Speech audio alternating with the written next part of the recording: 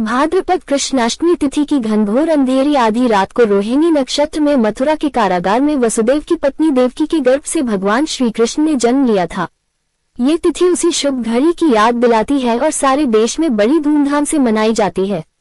द्वापर युग में भोजवंशी राजा उग्रसेन मथुरा में राज्य करता था।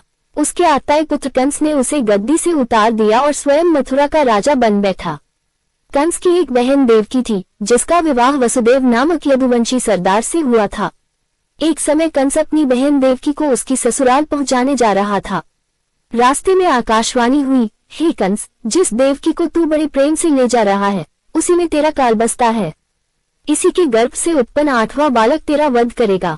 ये सुनकर कंस वसुदेव को मारने के लिए उद्यत हुआ। तब देवकी ने उससे विनयपूर्वक कहा, मेरे गर्भ से जो संतान होगी, उसे मैं तुम्हारे सामने ला दूंगी। बहनोई को मारने से क्या लाभ है। कंस ने देवकी की बात मान ली और मथुरा वापस चला आया। उसने वसुदेव और देवकी को कारागृह में डाल दिया। वसुदेव देवकी के एक एक करके 7 बच्चे हुए और 7 को जन्म लेते ही कंस ने मार डाला। अब 8वां बच्चा होने वाला था। कारागार में उन पर कड़े पहरे बैठा दिए गए। उसी समय नंद की पत्नी यशोदा को भी बच्चा होने वाला था। उन्होंने वसुदेव देवकी के दुखी जीवन को देख 8वें बच्चे की रक्षा का उपाय रचा। जिस समय वसुदेव देवकी को पुत्र पैदा हुआ, उसी समय संयोग से यशोदा के गर्भ से एक कन्या का जन्म हुआ, जो और कुछ नहीं सिर्फ माया थी।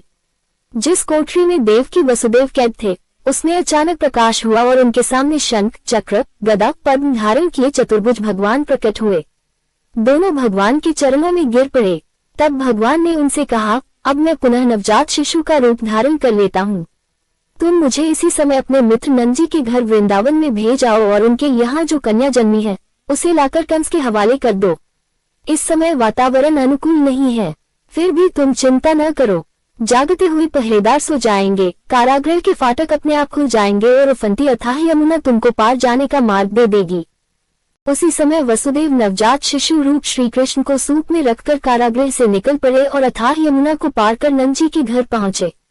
वहां उन्होंने नवजात शिशु को यशोदा के साथ सुला दिया और कन्या को लेकर मथुरा आ गए। कारागृह के फाटक पूर्ववत बंद हो गए। अब कंस को सूचना मिली कि वसुदेव देवकी को बच्चा पैदा हुआ है। उसने बंदीगृह में जाकर देवकी के हाथ से नवजात कन्या को छीनकर पृथ्वी पर पटक देना चाहा, परंतु वह कन्या आकाश में उड़ गई और वहां से कहा, अरे मूर्ख, मुझे मारने से क्या होगा। तुझे मारने वाला तो वृंदावन में जा पहुंचा है। वह जल्द ही तुझे तेरे पापों का दंड देगा। ये है कृष्ण जन्म की कथा।